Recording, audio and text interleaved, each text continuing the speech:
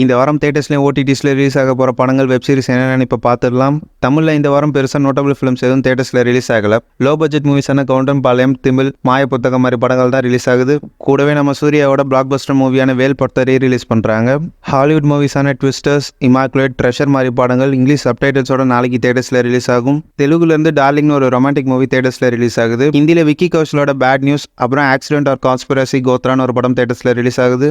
OTT ரிலீசஸ்னு பார்த்தோம்னா hot ஸ்டாரில் நாகேந்திரன் ஹனிமூன்ஸ்னு ஒரு வெப் சீரிஸ் இன்னைக்கு மிட் நைட் ஸ்ட்ரீம் பண்ணுறாங்க. விதாத்தோட அஞ்சாமே சிம்பிளி சவுத்தில் ஸ்ட்ரீம் பண்ணுறாங்க. நாசரோட தி அக்காலி ஆஹா தமிழில் ஸ்ட்ரீம் பண்ணுறாங்க. ஆர்கே சுரேஷோட காடு வெட்டி அமேசான் பிரைமில் இப்போ ஸ்ட்ரீம் ஆகிட்டு இருக்கு. அதேமாதிரி நெட்ஃப்ளிக்ஸில் நம்ம பிருத்திவிராஜோட தி கோட் லைஃப் தமிழ் டப்பிங்கோட நாளைக்கு ஸ்ட்ரீம் ஆகும். கூடவே திரிபுவன் மிஸ்ரா, சிஏ டாப்பர், அப்புறம் ஃபைன் மீ ஃபாலிங் மாதிரி படங்களும் தமிழ் டப்பிங்கோட ரிலீஸ் ஆகும்.